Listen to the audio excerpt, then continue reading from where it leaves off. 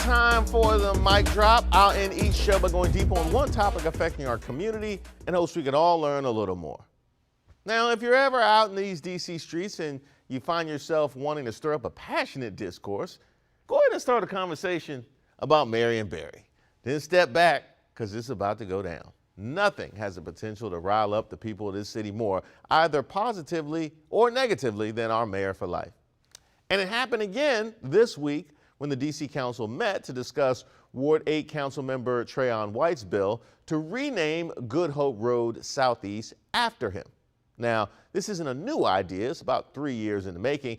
And if it passes, it will change the address of the more than 1,200 residences and businesses in Wards 7 and 8 that sit on it. Now, for Councilperson White, the name change is a way to preserve the history of DC in the face of demographic change.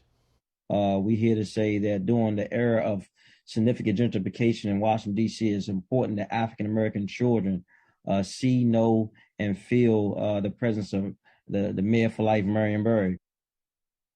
And I hear that. He would go on to say how out of a group of 100 kids, only 8 knew who Barry is or was, which actually surprisingly, which honestly isn't that surprising to me. He was before their time and he's been gone for a minute now, so I don't think his accomplishments and missteps are talked about in people's homes the way they were when I was a kid and certainly when Trayon was a kid. So in that sense, maybe White has a point, and the majority of the 140 witnesses who testified at the hearing agreed. But some, like Ward 8 resident Barbara Cooper, disagree. Now we got to change everything. Our addresses, our IDs. We got people in this building can barely get out of the building. See, first what y'all got to focus on is cleaning up the street. And I hear her. Both sides are passionate about this, and in my opinion, this is one of those situations where they're both right. Yes, the proud histories of DC, warts and all, should be maintained. And yes, legendary figures from that history, like Marion Barry, should be honored, particularly amongst the people from whence he came. But here's the issue.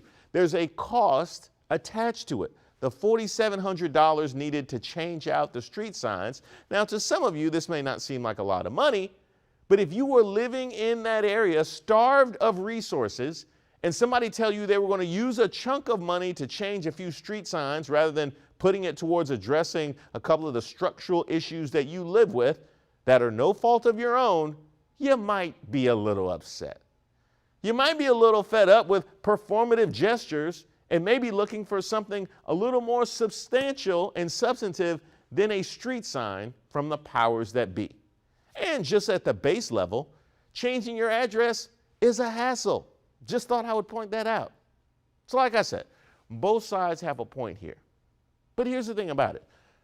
Addressing decades of purposeful neglect is going to take more than the cost of renaming a street.